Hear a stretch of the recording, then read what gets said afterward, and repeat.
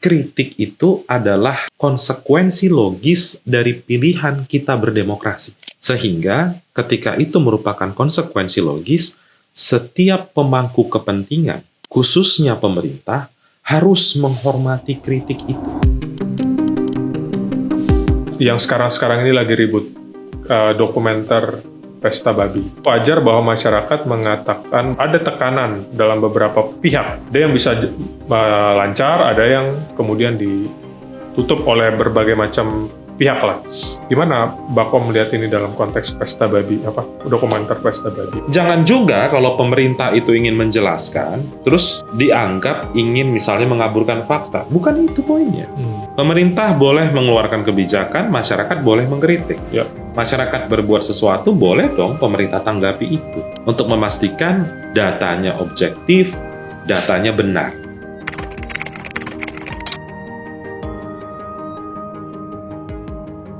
Jadi masalahnya adalah yang disampaikan oleh Prof. Saiful Mujani itu bisa dikatakan melanggar konstitusi menurut tadi penjelasan. Berpotensi melanggar konstitusi kalau tidak dijelaskan. Dan itu harus urusan negara.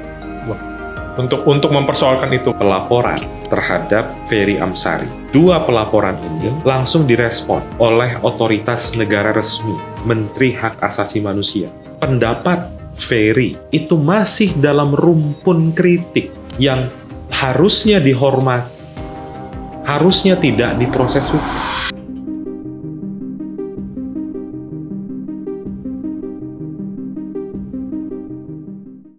Halo teman-teman, kali ini kita ketemu lagi. Saya sedang berada di Badan Komunikasi Pemerintah, Bakom. Saya terhormat bisa akan diskusi dengan Kurnia Ramadana, Deputi 3 di Bakom RI.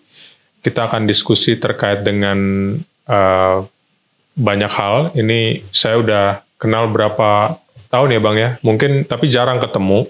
Hanya Bang Kurnia itu banyak, saya banyak ngikuti dia mulai dari dulu, kegiatannya sampai saat ini di Bakom. Thank you Bang waktunya. Sama-sama bro. Terima kasih banyak. Belum pernah ketemu. Belum pernah ketemu ya. Via chat dan segala macam media sosial. Dan baru kali ini saya ketemu tapi langsung podcast sama Bang Kurnia.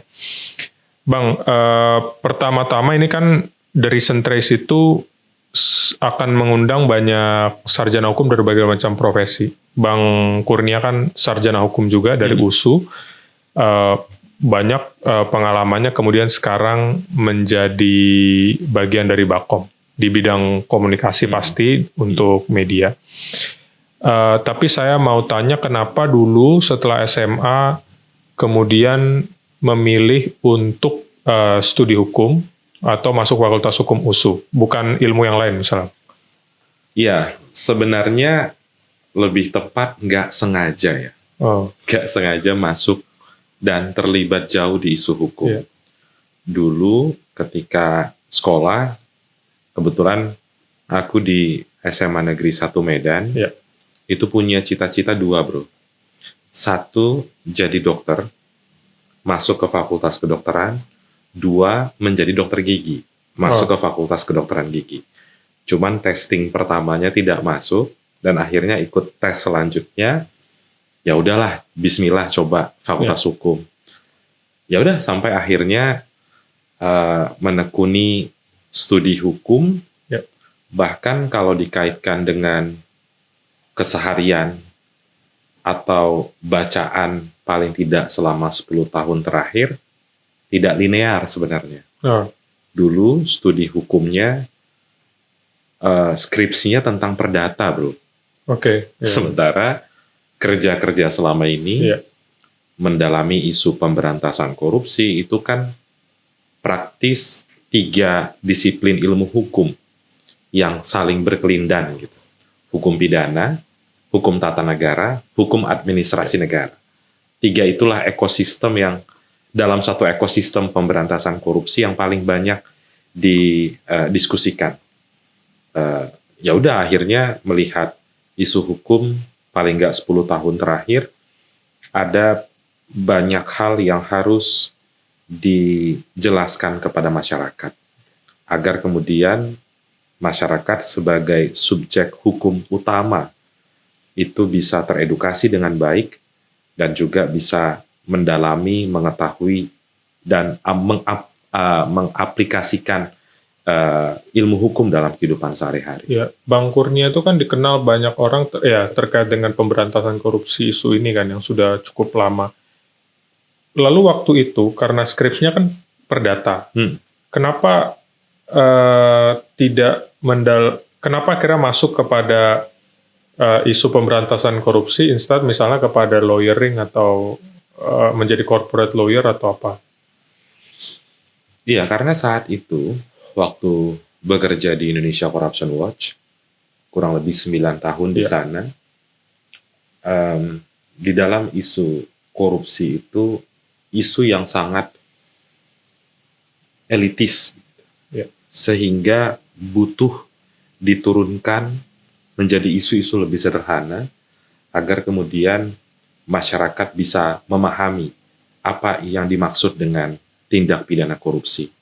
Dan juga kala itu melihat ada cukup banyak permasalahan, baik di level pemerintah, yang itu harus diawasi, yang harus dibenahi, dan dibutuhkan adanya partisipasi masyarakat untuk bisa bersama-sama mengawasi dan mengedukasi masyarakat soal korupsi. Dan dari dulu kan kita juga mungkin yang mengikuti isu pemberantasan korupsi udah nggak asing lah. Bang Kurnia kan sering banget di media ya. Apa itu juga yang kemudian mendorong mungkin dari Bakom itu mengajak Abang masuk ke Badan Komunikasi Pemerintah? Iya, sebenarnya dalam isu pemberantasan korupsi itu kan isu yang terus-menerus ramai didiskusikan oleh masyarakat.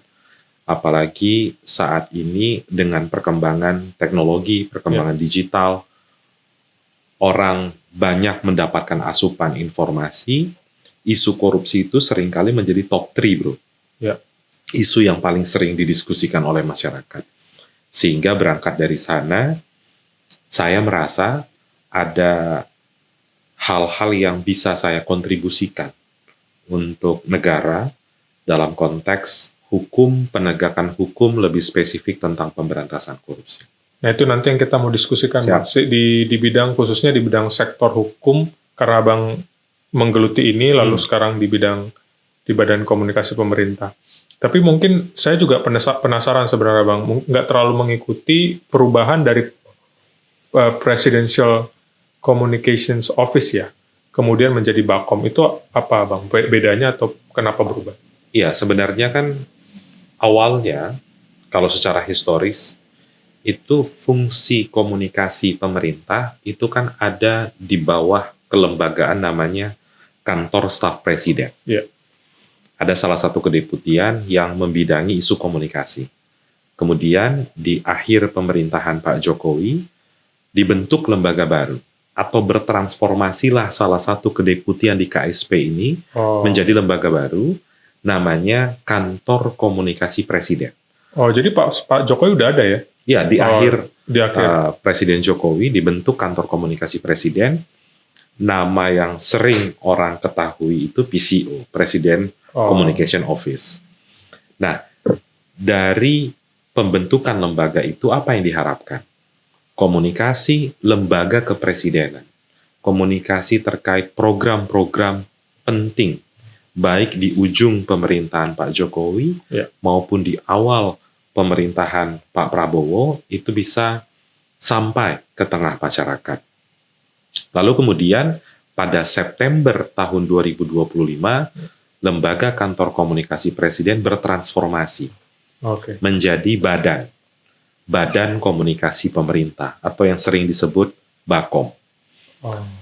Bedanya adalah kalau Badan Komunikasi Pemerintah, objek yang dibincangkan lebih luas. Tidak hanya ansih lembaga kepresidenan, akan tetapi pemerintah secara luas. Kita tahu sekarang, bro, program presiden itu cukup banyak. Sehingga dibutuhkan komunikasi yang efektif dari Badan Komunikasi agar program-program baik dari pemerintah ini bisa tersampaikan secara langsung kepada masyarakat. Di Bakom sendiri itu ada 4 kedeputian, bro. Yang pertama, Deputi 1 itu Deputi Bidang Strategi Komunikasi. Ya. Deputi 2 itu tentang diseminasi informasi, produksi dan diseminasi. Deputi 3 itu adalah kedeputian saya dan tim, itu membidangi relasi dengan media. Kemudian yang keempat, kedeputian bidang pembinaan komunikasi pemerintah. Jadi yang biasa berhubungan dengan kementerian, lembaga, termasuk pemerintah daerah, itu ada di kedeputian 4. Dengan nomenklatur 4 kedeputian ini, kami berharap dengan struktur ini, seluruh lini komunikasi pemerintah aktif. Jadi tidak ada isu yang terlewat untuk ditanggapi oleh pemerintah atau mungkin dijelaskan oleh pemerintah. Gitu. Oke, Bang. Nah, ini yang menarik kan, kalau di Indonesia itu banyaklah isu yang mungkin jadi perhatian di masyarakat. Kita spesifik lah pada sektor hukum, Bang. Yang pertama itu terkait dengan ini isu lama mungkin yang juga masih jadi perbincangan, khususnya termasuk pasca diundangkannya Undang-Undang Nomor 1 2023 tentang KUHP nasional, yaitu tentang kekhawatiran masyarakat soal istilah bahwa kritik terhadap presiden dan wakil presiden atau pemerintah itu akan dipidana lewat pasal penghinaan terhadap presiden atau penghinaan terhadap kepala negara, kepala pemerintahan. Gimana pemerintah atau badan komunikasi menjelaskan bahwa mungkin itu tidak ada yang perlu ditakuti, tapi bagaimana melihat ini sebagai suatu isu yang menjadi perbincangan di masyarakat sampai sekarang itu seperti ini? Ya, pertama kalau ada sebagian masyarakat yang memandang pemerintahan ini pemerintahan yang anti demokrasi, apa yang bisa kami sampaikan? Kami hormati pandangan itu. Ya. Kami hormati dan kami hargai pandangan itu atas nama kebebasan berpendapat. Okay. Namun kalau ditanya bagaimana pandangan pemerintah, tentu pemerintah berpandangan berdasarkan bunyi di dalam peraturan perundang-undangan. Di dalam Kitab Undang-Undang Hukum Pidana baru itu 1 tahun 2023 disebutkan di dalamnya bahwa kritik itu adalah konsekuensi logis dari pilihan kita berdemokrasi. Sehingga ketika itu merupakan konsekuensi logis, setiap pemangku kepentingan, khususnya pemerintah, harus menghormati kritik itu. Karena disebutkan di dalam KUHP, kalau saya tidak salah itu di bagian penjelasannya, bahwa kritik terhadap kebijakan, pernyataan, perbuatan, baik presiden atau wakil presiden, sekalipun kritik itu adalah kritik yang keras, kritik yang mengandung ketidaksetujuan dengan perbuatan, pernyataan, atau sikap dari presiden atau wakil presiden, tidak ada masalah. Okay. Sehingga dengan berpijak pada bunyi di dalam peraturan perundang-undangan, pemerintah tidak menganggap kritik sebagai suatu musuh. Justru kritik itu harus dihormati dan diperlukan sebagai fungsi check and balance terhadap kebijakan negara. Kita tahu ada gium yang menyebutkan kekuasaan yang terlalu luas tanpa ada pengawasan itu kan berpotensi menyimpang. Ya. Bagaimana obat untuk membatasi penyimpangan itu dengan melibatkan partisipasi masyarakat. Dan ini dipertebal oleh presiden. Kalau bro melihat selama ini, membaca, mendengar, menonton pidato presiden, berulang kali presiden sampaikan, pemimpin harus siap dikritik. kritik itu adalah bagian penting dalam proses bernegara. Ya. Kritik itu mengingatkan pemerintah jika ada yang keliru. Saya ambil contoh satu, bro. Kritik yang akhirnya ditindaklanjuti oleh pemerintah, dan itu amat penting. Contoh, salah satu program presiden yang paling sering dikritik namanya makan bergizi gratis. Ya. Hampir tiap menit, tiap jam, itu bertebaran kritik di media sosial. X, TikTok, Instagram, you name it. Dari kritik itu, kemudian dijadikan bahan evaluasi oleh pemerintah. Ketika saya katakan ini sebagai bahan evaluasi, ini kan masih kalimat abstrak dari kurnia Ramadan. Belum ada data konkret nih. Dan dikonkretkan bahan evaluasi ini menjadi bukti saat ribuan SPPG disuspend oleh pemerintah. Tentu rangkaian ini terjadi, keputusan akhir itu disuspend, itu kan berasal dari masyarakat. Justru pemerintah mengucapkan terima kasih kepada masyarakat karena sudah memperhatikan program MBG yang memang senyatanya harus diperhatikan. Dan itu rantai kritik yang berujung pada tindakan evaluasi dari pemerintah. Itu satu hal. Hal yang lain juga ada data dari berbagai lembaga survei yang tentu data ini kredibel, bisa dipertanggungjawabkan, rekam jejak lembaga surveinya sudah cukup mentereng di tengah masyarakat. Mengatakan, responden mengatakan, mereka masih menganggap Indonesia adalah negara yang demokratis. Kebebasan berpendapat dihormati. Kebebasan berserikat juga dihormati. Apa contoh atau manifestasi dari kebebasan berpendapat itu dibiarkan oleh pemerintah? Tadi, bro, buka sekarang TikTok, buka X, Instagram, berseliweran kritik kepada pemerintah.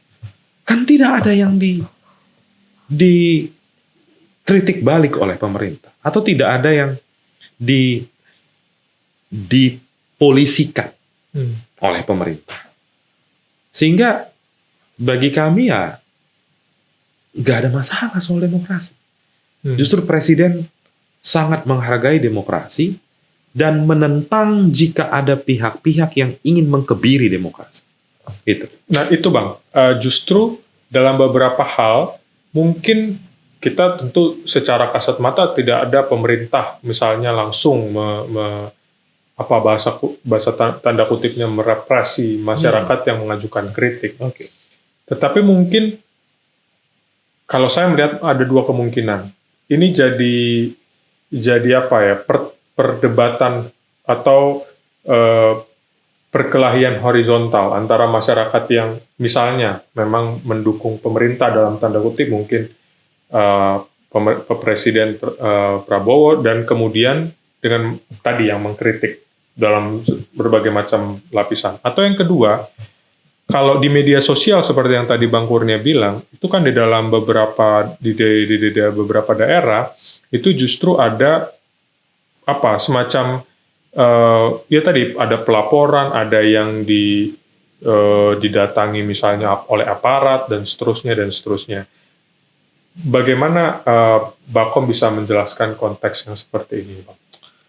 Ya, saya ingin menjelaskan satu peristiwa konkret, yaitu pelaporan terhadap Ferry Amsari atas kritik Bang Ferry soal swasembada pangan. Ada yang melaporkan Ubaidillah Badrul, akademisi UNC. Apa sikap pemerintah saat itu? Ada Prof. Saiful Mujani. Nanti kita masuk ke sana. Dua pelaporan ini langsung direspon oleh otoritas negara resmi. Namanya Natalius Pigai. Jabatannya Menteri Hak Asasi Manusia. Ada siaran pers yang dikeluarkan oleh Kementerian HAM. kop suratnya Kementerian HAM.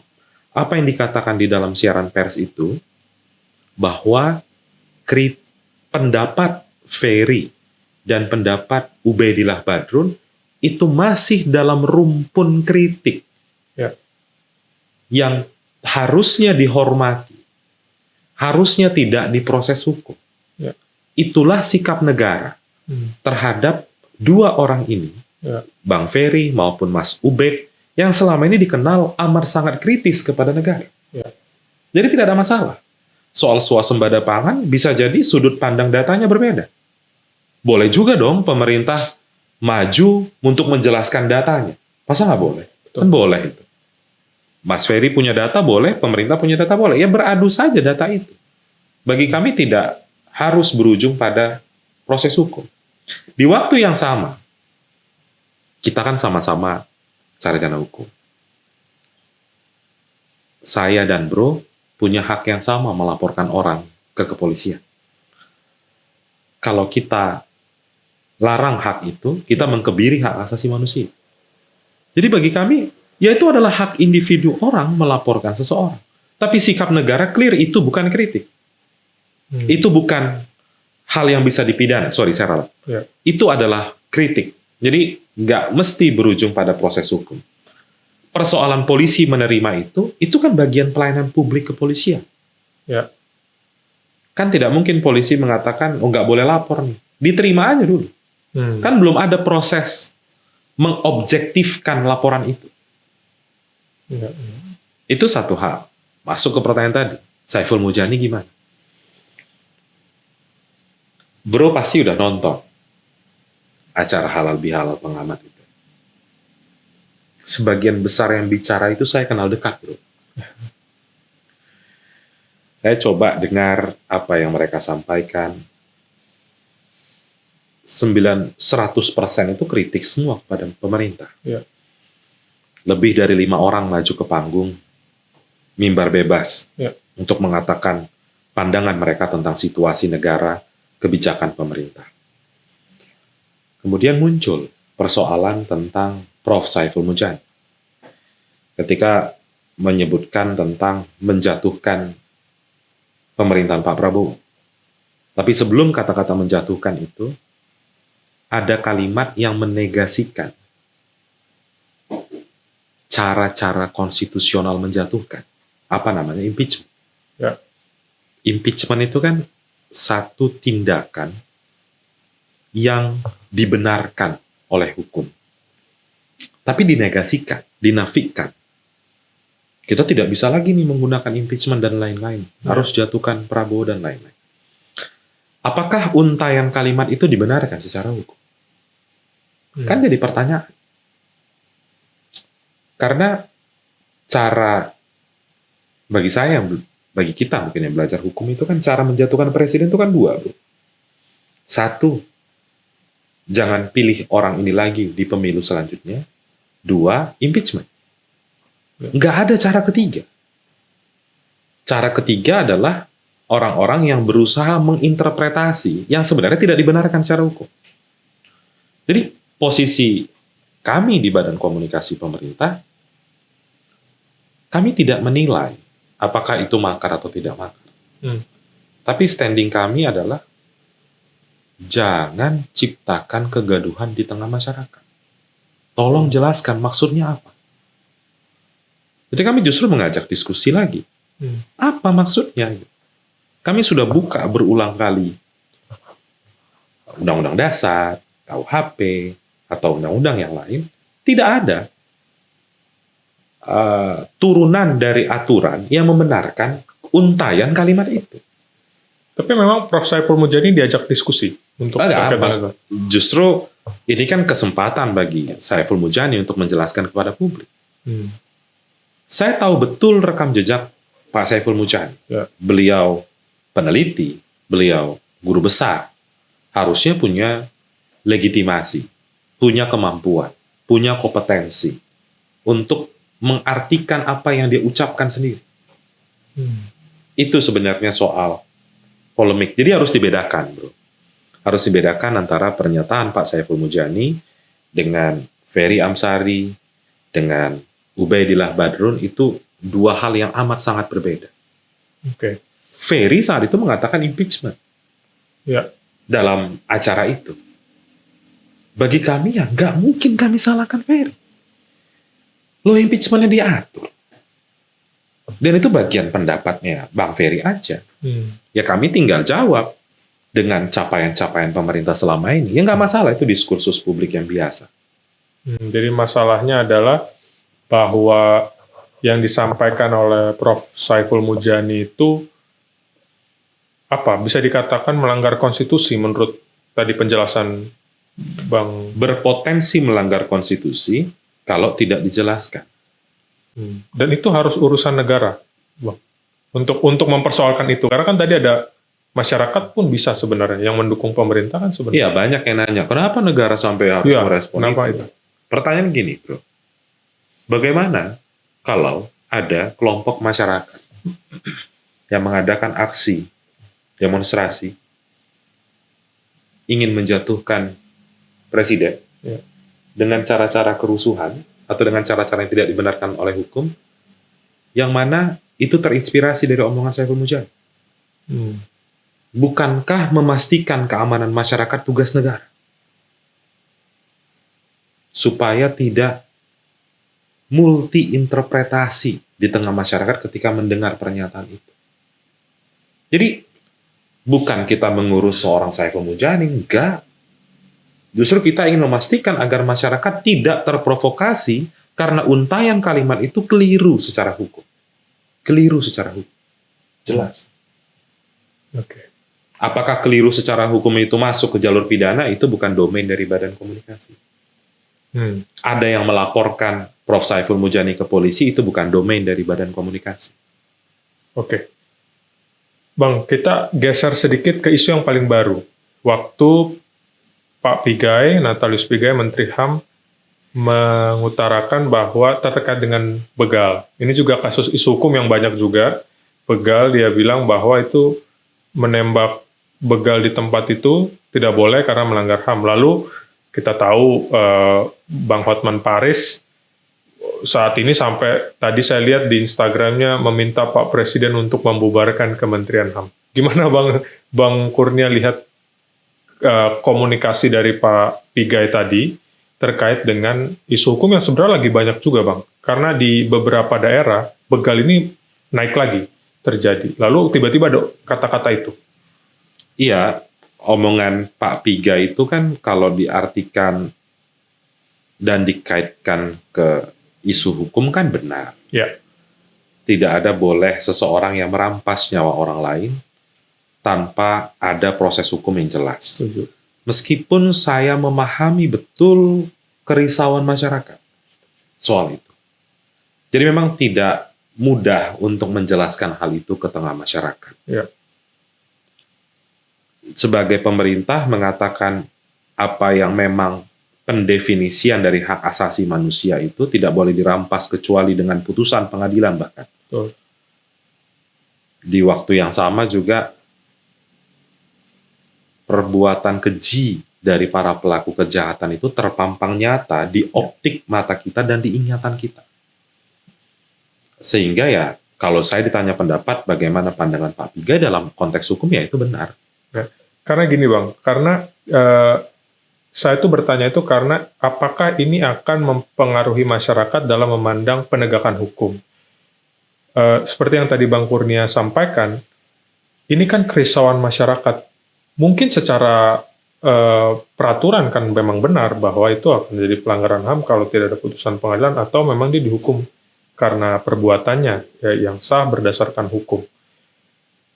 Masalahnya mungkin adalah seperti sebelumnya juga saya mengkritik lah ya wakil ketua Komnas HAM yang mengatakan misalnya bukan pelanggaran HAM berat itu kasus daycare di Jogja. Memang secara hukum benar, tapi mungkin empati menurut saya gitu ya. Apakah dan kebetulan ini kan disampaikan oleh pemerintah eksekutif lewat Menteri Hukum, Menteri HAM, yang kemudian masyarakat melihat bahwa kok seperti simplifikasi kasus. Nah, itu apakah pemerintah melihat hal-hal seperti ini juga jadi challenge untuk berkomunikasi pada masyarakat, khususnya pada konteks tentu ini bukan ranahnya penegakan hukum, tentu bukan ranahnya pemerintah, tapi kan selalu berkaitan itu kan. Masyarakat taunya kan kebanyakan taunya seperti itu, ini berkaitan. Sebenarnya tidak mensimplifikasi. Ya. Kalau dijelaskan secara hukum memang harus itulah yang keluar dari negara. Ya. Akan tetapi memang tadi tidak mudah memang menyampaikan hal yang benar di dalam undang-undang dihadapkan dengan realitasnya. Ya. Realitas bagaimana peristiwa begal itu memang sudah merampas harta, bahkan tidak jarang yang turut merampas nyawa. Jadi bagi kami ya mungkin menyampaikan dari sisi pendefinisian HAM dan bunyi di dalam undang-undang sembari, ini juga penting, sembari berusaha untuk menyelesaikan akar persoalannya, agar ini tidak berulang. Jadi mungkin concern pemerintah di sana. Jadi satu sisi juga tadi sebagaimana yang Pak Menteri HAM sampaikan, namun di sisi yang lain juga negara tidak diam melihat banyak peristiwa itu, tentu mitigasi, preventif, penindakan, pengawasan terhadap tempat-tempat yang selama ini dikenal cukup rawan terjadi peristiwa kejahatan itu akan semakin ditingkatkan. Dan itu mungkin juga terkait dengan peran Polri kali ya, Bang, khususnya terkait dengan kriminalitas yang ada di masyarakat. Karena kepolisian di bawah presiden mungkin perlu untuk meningkatkan edukasi kepada masyarakat soal penegakan hukum dan hukum kita yang berlaku kepada masyarakat. Justru menurut saya karena ada gap antara edukasi tadi, kemudian ada sosialisasi mungkin, apalagi KUHP yang baru, kemudian ada muncul kalimat-kalimat dari apakah dari pemerintah, apakah dari penegak hukum, yang kemudian membuat masyarakat jadi seolah-olah melihat ini mensimplifikasi kasus, kira-kira gitu. Iya, sependek pengetahuan saya, kepolisian juga saat ini cukup masif mengadakan kegiatan sosialisasi KUHP.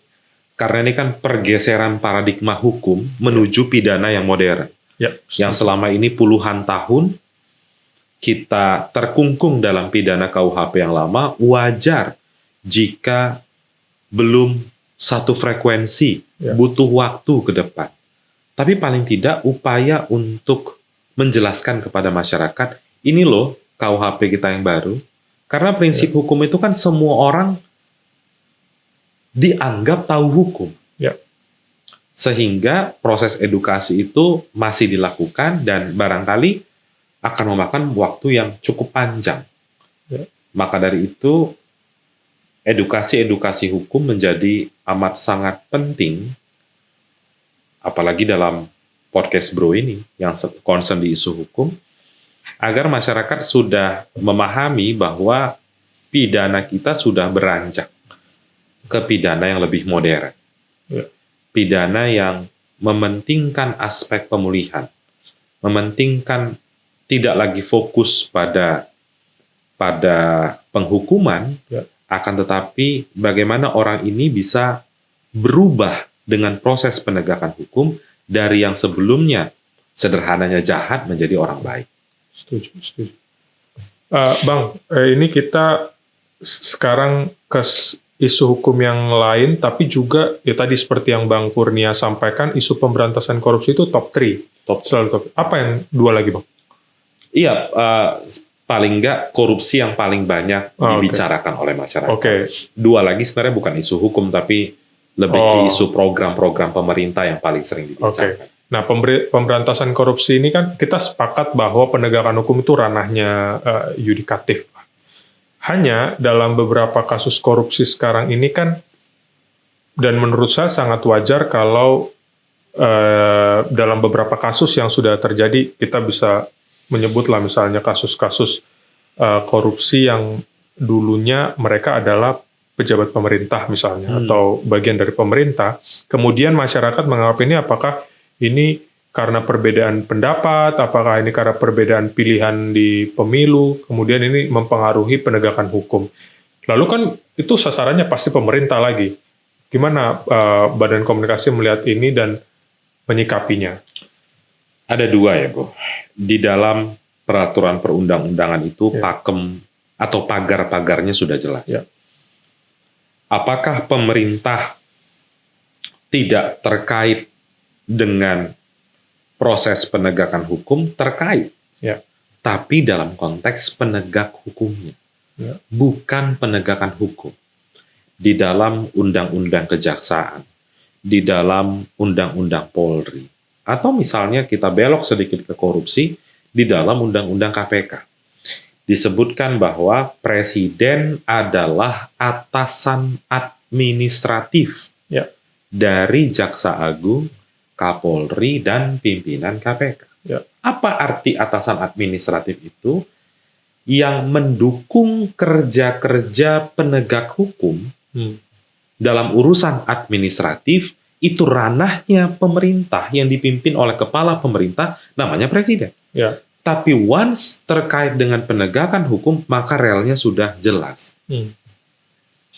Bagian atau part penegakan hukum, presiden amat sangat dilarang masuk wilayah penegakan hukum. Dan saat ini presiden memilih tidak mau untuk masuk wilayah penegakan hukum. Dan itu yang menjadi concern dan pakem yang saat ini masih terus dilakukan oleh Presiden Prabowo. Bahwa ada tindakan hukum koreksi terhadap proses penegakan hukum, itu memang produk administrasi hukum yang dibenarkan oleh hukum. Amnesti, abolisi, itu kan boleh. Dan Presiden mendapatkan banyak masukan, pertimbangan untuk sampai mengeluarkan putusan atau produk hukum administrasi itu. Sehingga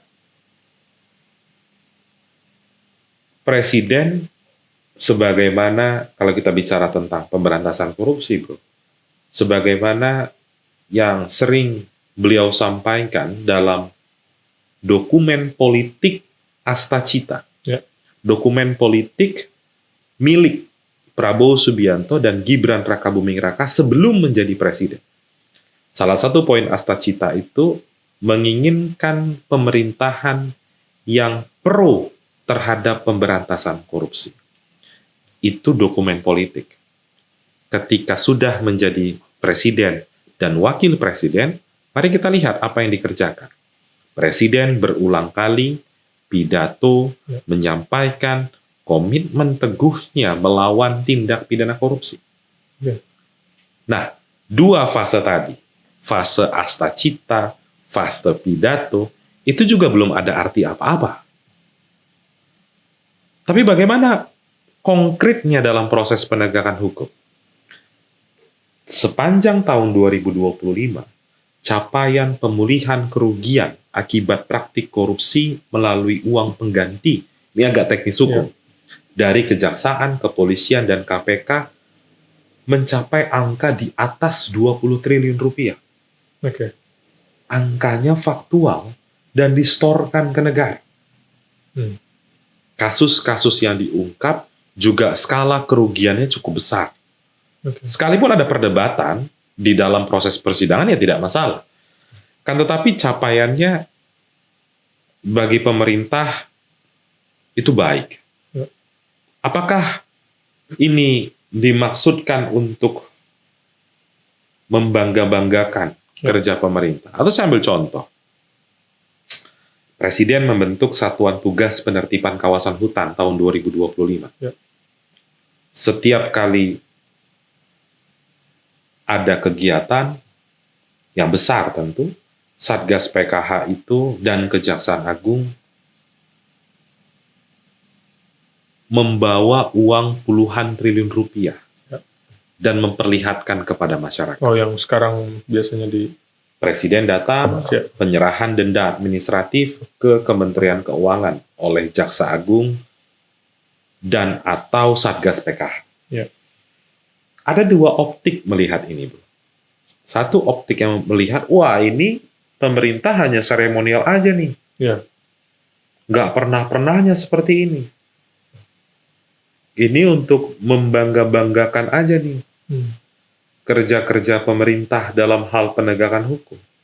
Tapi ada optik yang lain yang sebenarnya ini kami yakini dan sedang kami lakukan. Apa optik lain itu? Ini adalah bentuk transparansi dan akuntabilitas kerja penegakan hukum. Ini sekaligus memberikan pesan bagi para pelaku kejahatan, tolong hentikan kejahatan itu. Kalau tidak, kami akan tindak kejahatan itu. Jadi, dua optik itu akan terus ada dalam diskursus masyarakat. Tapi penekanan kami ini adalah bentuk transparansi dan akuntabilitas kerja dari penegakan hukum, khususnya dari Kejaksaan Agung dan Satgas PK. Selain itu, apa yang dilakukan pemerintah, Bang? Apalagi misalnya kita lihatlah dalam birokrasi yang paling kecil kan, apakah itu sudah dilakukan oleh pemerintah pencegahan atau misalnya untuk memastikan tercapainya asas-asas pemerintahan umum yang baik, misalnya bahwa tidak ada korupsi, kolusi, nepotisme dalam konteks pelaksanaan pemerintah. Selain daripada ya kita tahu kejaksaan sekarang ini sudah banyak melampangkan uang-uang hasil korupsi. Tapi komitmen korupsi yang lain apa yang ditunjukkan oleh pemerintah? Iya, perang melawan korupsi itu kan bukan hal yang mudah. Ya. Tongkat estafet itu akan selalu diberikan pada pemimpin Indonesia untuk bisa memberantas korupsi yang belum kunjung menghilang dari Republik ini.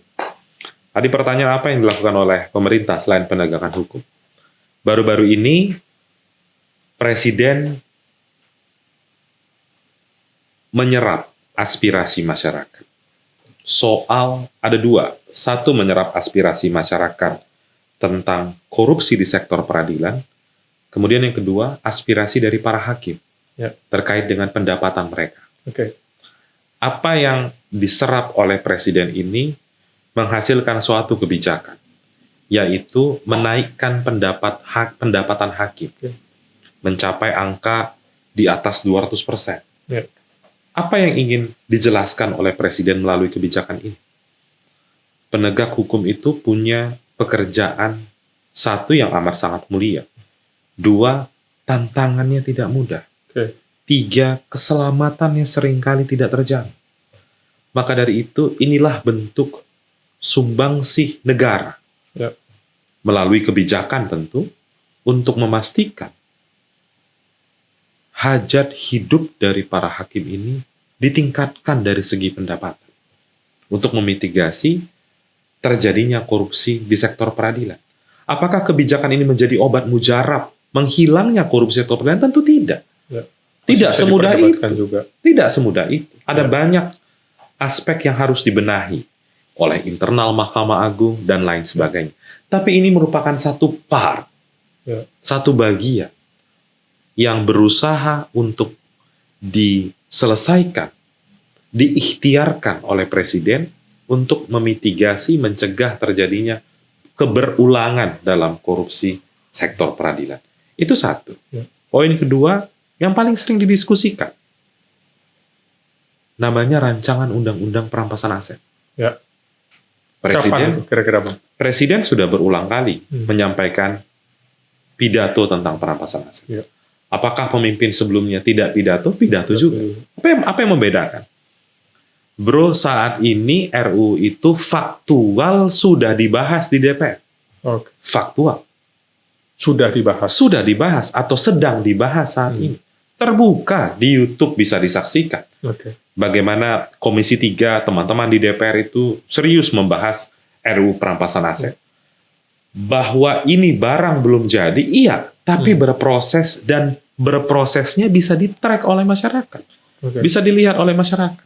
Dan ini sejalan dengan komitmen Presiden dalam upaya pemberantasan korupsi. Presiden juga paham bahwa saat ini penegakan hukum itu harus beralih. Tidak hanya fokus pada pendekatan, ini istilah hukum sedikit, tidak hanya fokus pada pendekatan in personam, tapi bergeser ke in rem, yaitu mengikuti aset, mengikuti harta yang diperoleh secara tidak wajar. Artinya dari pemerintah komitmen untuk RU perampasan aset? Tentu, 1000% pemerintah itu komit agar RU ini segera selesai dibahas. Namun proses penyelesaian suatu undang-undang ada pakemnya yang sudah dibuat oleh dua. Satu melalui Undang-Undang P3, pembentukan peraturan perundang-undangan. Dua melalui putusan MK. Apa putusan MK mengatakan soal Undang-Undang P3 harus memenuhi asas meaningful participation. Jadi justru pemerintah mengajak, ayo masyarakat, silahkan perhatikan proses di DPR. Sampaikan aspirasi terkait dengan substansi bahasan atau ada keresahan terkait dengan RU perampasan aset. Itu justru yang saat ini dilakukan oleh pemerintah. Oke. Kalau terkait dengan Undang-Undang Pemberantasan Tindak Pidana Korupsi, Bang, ini kan dengar-dengar ada keinginan untuk membuat draft revisi undang-undang ini. Apakah pemerintah juga ada persiapan untuk itu, misalnya ada catatan-catatan tertentu untuk revisi undang-undang ini, dan apakah sudah mulai dibicarakan? Kalau terakhir saya ngobrol dengan Prof. Romlik, kemungkinan Menteri Hukum dan HAM sedang membicarakan, Menteri Hukum sedang membicarakan ini, apakah itu memang sedang digodok atau gimana? Ya, saat ini sepertinya belum mengarah ke sana ya. Akan tetapi memang satu kekosongan hukum soal pemberantasan tindak pidana korupsi tadi, soal perampasan aset. Bagaimana kalau pelakunya kabur ke luar negeri? Ada jawabannya di dalam Undang-Undang Tipikor, in absentia. Tapi kan nggak possible dan nggak cepat prosesnya. Sehingga pemerintah menangkap keresahan itu dan keluarlah akhirnya kalimat-kalimat dalam pidato presiden yang mendorong perampasan aset. Jadi pidato presiden tentang perampasan aset itu bukan lip service, bukan sekedar menghilangkan dahaga masyarakat soal pemberantasan korupsi. No, memang menangkap keresahan itu dan mendorong agar ini segera diundangkan. Kemudian sekarang kita ada mungkin perlu Bakom juga memberikan jawaban terkait dengan ini, Bang, yang sekarang ini lagi ribut. Dokumenter Pesta Babi. Kalau kita masuk ke dalam filmnya sendiri, saya sejujurnya belum menonton. Saya cuma mau lihat dari sisi kan ini kan ada keresahan bahwa seolah-olah ada pelarangan ini segala macam untuk menonton nobar dan seterusnya, dan itu terjadi di dalam beberapa daerah, di beberapa daerah. Kemudian bagaimana Bakom melihat ini dan bagaimana menjelaskan bahwa karena Menteri Yusril sudah mengatakan bahwa tidak ada pelarangan dari pemerintah, hanya wajar bahwa masyarakat mengatakan bahwa ada tekanan dalam beberapa pihak. Ada yang bisa lancar, ada yang kemudian ditutup oleh berbagai macam pihak lah. Gimana Bakom melihat ini dalam konteks Pesta Babi, dokumenter Pesta Babi? Satu, tidak ada pelarangan. Kemudian yang kedua, silakan saja buat film itu. Tapi jangan larang pemerintah untuk menjelaskan versi pemerintah terhadap temuan-temuan mereka. Pemerintah juga punya hak, bahkan kewajiban, untuk menjelaskan bahwa banyak hal yang dilakukan oleh pemerintah di wilayah tempat syuting film itu, misalnya. Jadi keberimbangan itu harus juga dijaga. Apakah sekarang udah dilakukan, Bang? Misalnya dari Kementerian Kehutanan menjawab, kementerian ini menjawab. Beberapa hari lalu sempat ada talk show di salah satu televisi, itu dihadiri langsung oleh Komite Percepatan Pembangunan Papua.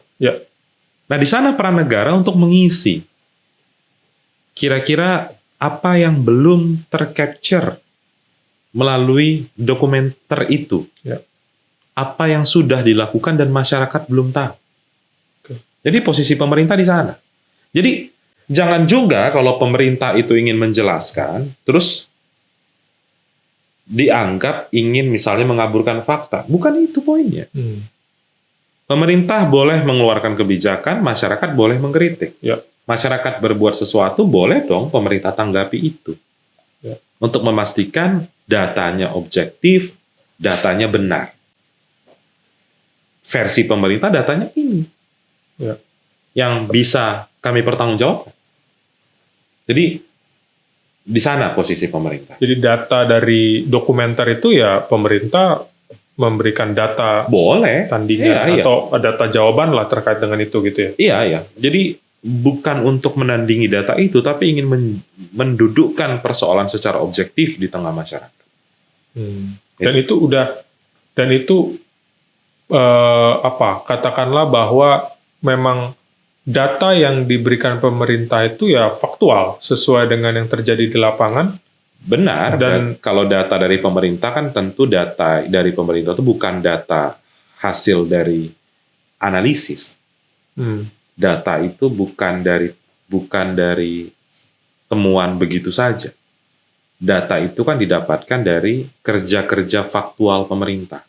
Lagi-lagi ini kan optiknya harus digeser sedikit gitu. Ketika disampaikan bukan untuk mengglorifikasi, no. Tapi untuk menjelaskan tadi sebagai bentuk transparansi atas nama transparan dan akuntabel. Tapi justru di situ Bang, yang jadi diskursus. Karena pemerintah lah yang menguasai datanya, ya pemerintah kan bisa mengolah data juga untuk kemudian disampaikan kepada masyarakat sebagai alternatif dari yang diberikan oleh misalnya dokumenter kah, oleh pengamat kah, oleh peneliti. Nah, gimana meyakinkan masyarakat bahwa data itu ya memang faktual yang diberikan oleh masyarakat? Kami tidak memaksa masyarakat percaya langsung kepada data kami. Okay. Jadi ya silahkan saja dicek secara faktual begitu. Jadi data itu tidak diolah, data itu disajikan atas dasar bukti konkret yang kami kerjakan di daerah-daerah misalnya. Jadi kehadiran pemerintah untuk menyajikan data versi pemerintah itu sebagai bentuk respon yang wajar dari pemerintah. Oke. Kan menyajikan data itu bukan tindakan yang represif. Setuju. Nah, terkait dengan ini Bang, kita ngomongin tentang ruang digital juga, yang sekarang kan berkembang sekali dan hampir semua orang punya mungkin ya, atau hadir di ruang digital. Saya bukan bermaksud untuk memberi ruang pemerintah klarifikasi nanti dianggap seperti itu, tapi saya mau tanya bagaimana pemerintah... Kan nggak masalah juga kan? Iya, nggak apa-apa juga, karena kan yang ngomong Bang Kurnia. Iya. Saya bertanya, apakah ada pola pemerintah tertentu untuk bukan mengatur ya, tapi membangun atau membentuk ruang digital kita atau melindungilah ruang digital kita itu sebenarnya bagaimana? Karena kan sekarang ada istilah ya buzzer pemerintah, ada istilah buzzer ini, buzzer itu dan itu kan kelihatan di komen segala macam. Bagaimana pemerintah mengelola ruang digital kita? Ya, satu, ruang digital kita ini sangat luas. Ya. Sangat bebas. Bahkan ada juga di media sosial itu misalnya postingan yang menurut saya pribadi kebablasan. Ya. Misalnya mengganti wajah pejabat publik dengan wajah binatang. Itu kan hal yang tidak pas dilakukan. Tidak mengedukasi masyarakat juga. Ada usulan dari Badan Komunikasi misalnya. Media sosial ini kan apakah misalnya seperti di negara-negara lain? Ya. Orang bermedsos itu harus dibarengi dengan identitas yang jelas. Ya. Supaya apa? Supaya dia bisa mempertanggungjawabkan apa yang dia sampaikan. Oke. Tentu kami yakin mayoritas masyarakat itu bertanggung jawab. Tapi ada sekelompok orang itu yang seringkali menyebarkan disinformasi, fitnah, dan kebencian atau DFK. Apa basis data objektifnya? Sekarang mayoritas masyarakat Indonesia, dari 280 juta, 290 juta masyarakat, itu kan punya gawai, punya device, punya handphone. Handphonenya terhubung dengan ekosistem internet. Sehingga mereka juga bermedsos. Apakah mayoritas dari masyarakat yang bermedsos sudah menerapkan konsep literasi digital yang baik? Kan itu tantangannya. Sehingga tidak semua informasi itu benar. Harus di cross-check dulu. Maka dari itu, sepertinya usulan untuk memastikan setiap akun itu ada identitasnya, itu adalah usulan yang baik menurut saya pribadi, agar tidak kebablasan. Dan itu yang lagi dilakukan Komdigi ya, sepertinya ya, Bang. Kalau kemarin kan baru mengeluarkan PP Tunas, tunggu anak siap. Jadi ada rentang usia tertentu yang tidak boleh masuk wilayah media sosial. Lalu kemudian ada isu bahwa kita harus menggunakan KTP ya, mendaftar Instagram. Ya, itu sempat ada diskursus juga. Ya. Karena ruang kebebasan itu harus bertanggung jawab. Satu postingan keliru atau salah atau motifnya fitnah atau perbuatannya fitnah itu bisa menggerakkan massa, bro. Ya, setuju. Ini bukan halusinasi, itu fakta. Disebarkan berita yang bisa dimodifikasi. Ya sebenarnya berita tidak seperti itu. Bisa menggerakkan kerusuhan. Tapi kalau dibarengi dengan identitas, maka orang yang menyebarkan berita hoax, berita fitnah, dan menggerakkan massa, bisa dicek orangnya siapa. Bisa dimintai pertanggungjawaban. Itu sebenarnya gambaran besar. Kalau tadi kita bicara dari tadi kan Bang, misalnya ini kan ada kemungkinan bahwa masyarakat, dan ini sangat amat lumrah terjadi, bahwa masyarakat dalam tanda kutip mempertanyakan kinerja pemerintah sehingga dalam arti tertentu kita bisa memberikan kritik-kritiknya. Tadi kita sempat ada istilah meaningful participations dalam pembentukan peraturan perundang-undangan. Saya cuma mau bertanya, apakah mungkin dalam kerja Bakom misalnya, dalam komunikasi, supaya misunderstanding antara pemerintah dan rakyat itu jauh lebih bisa ditekan, itu ada misalnya dalam kinerja-kinerja komunikasinya itu ada meaningful participation. Jadi misalnya tadi dalam mau mengkomunikasikan tentang isu ruang digital misalnya, ya duduk bareng juga para stakeholder dari masyarakat, kita mau ngapain? Apakah itu dilakukan oleh pemerintah Bakom atau sudah yang di dalam Bakom itu langsung kemudian membuat kebijakan atau dari pemerintah langsung membuat kebijakan? Saya ambil contoh, bro. Ini contohnya faktual juga. Beberapa hari lalu, saat Presiden pidato di paripurna DPR tentang gambaran kebijakan ekonomi. Saat itu Presiden pidato di acara resmi DPR menyampaikan pokok-pokok kebijakan ekonomi atau keuangan. Apa yang dilakukan oleh Bakom saat itu? Kita berinisiatif untuk mengumpulkan para menteri-menteri terkait. Jadi kalau bro kemarin sempat lihat, setelah Presiden pidato, Presiden meninggalkan gedung DPR, itu beberapa menteri konferensi pers. Ada Menteri Koordinator Ekonomi, Pak Erlangga, ada Menteri Keuangan, Pak Purbaya, ada CEO Danantara atau Menteri Investasi, Pak Rosan, dan ada Kepala Badan Komunikasi Pemerintah, Pak Kodari.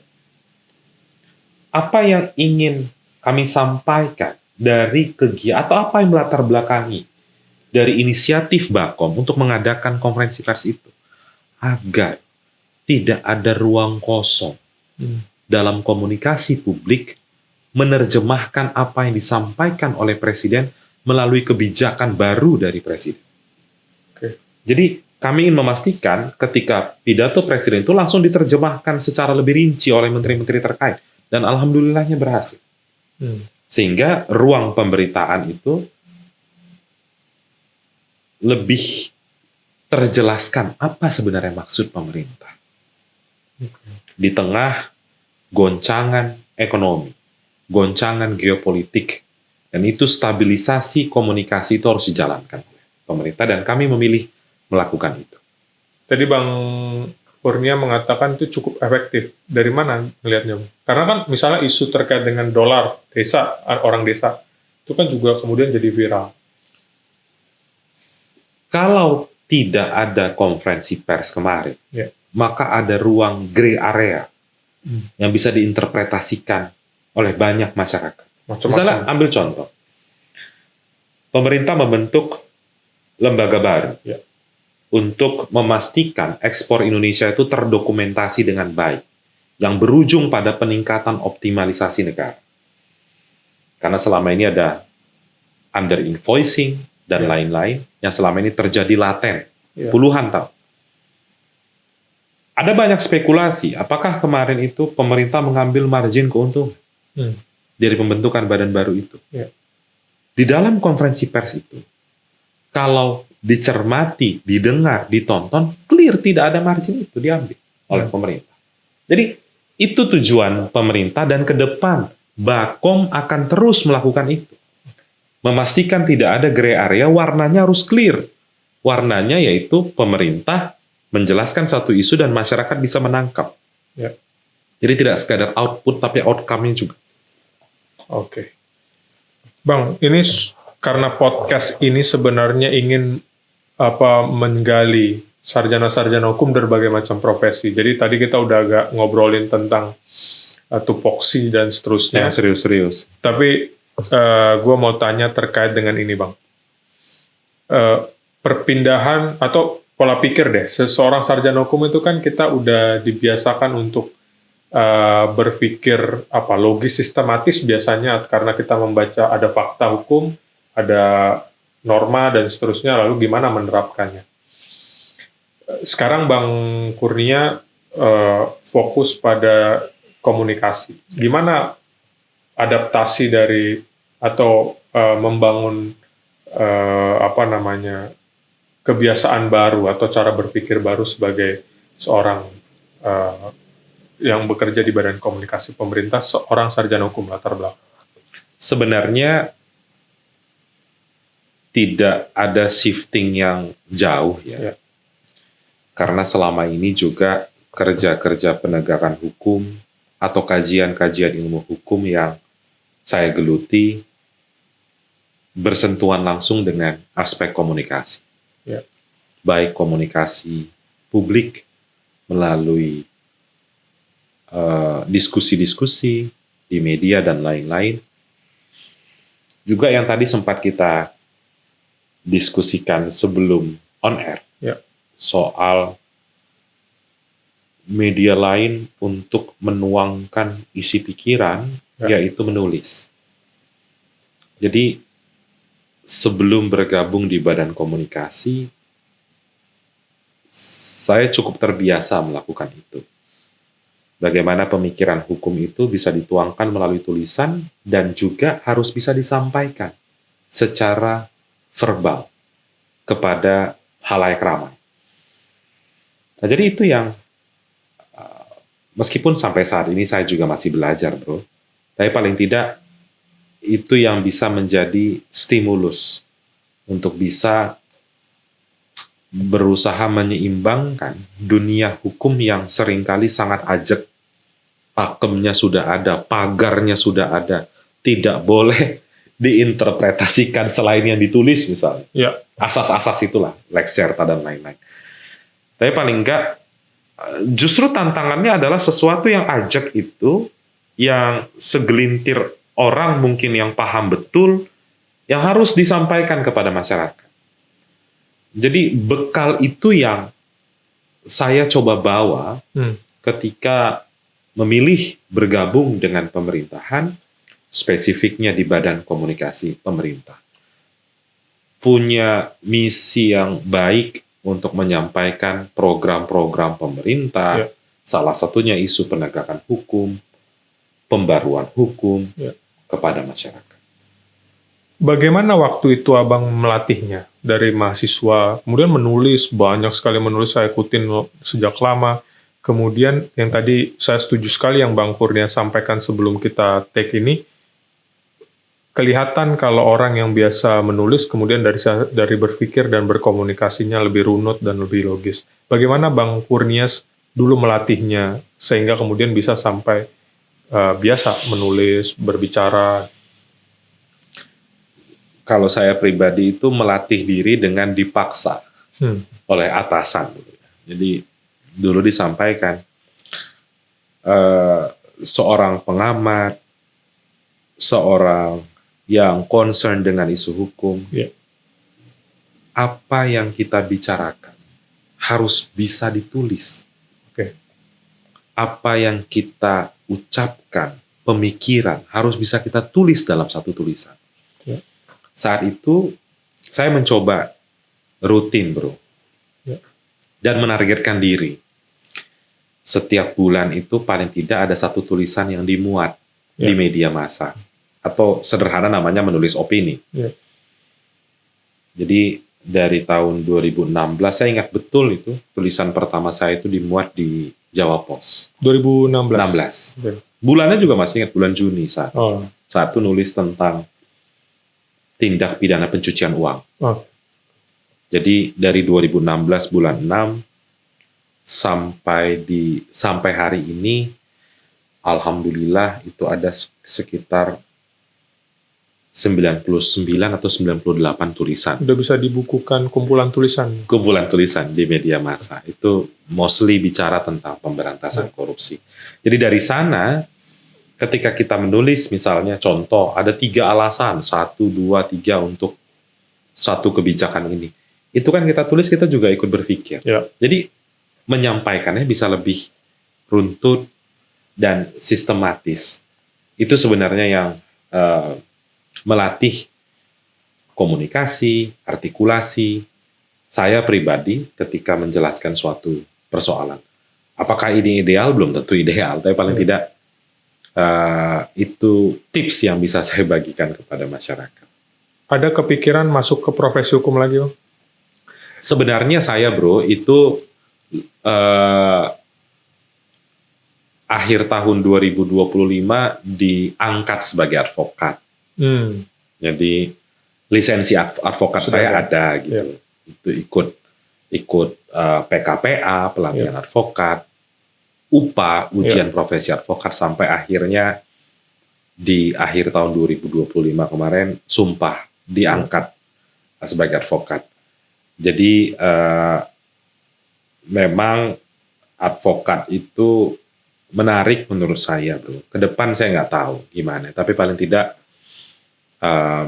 profesi advokat itu profesi yang mulia, karena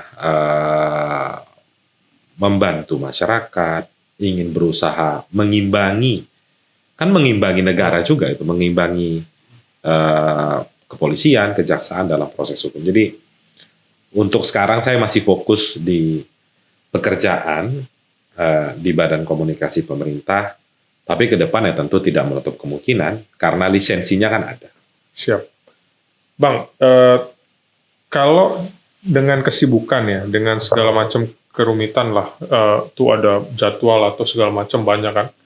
Apa yang Bang Kurnia biasanya lakukan untuk semacam stress release dari segala macam kerumitan, kesibukan, tanggung jawab?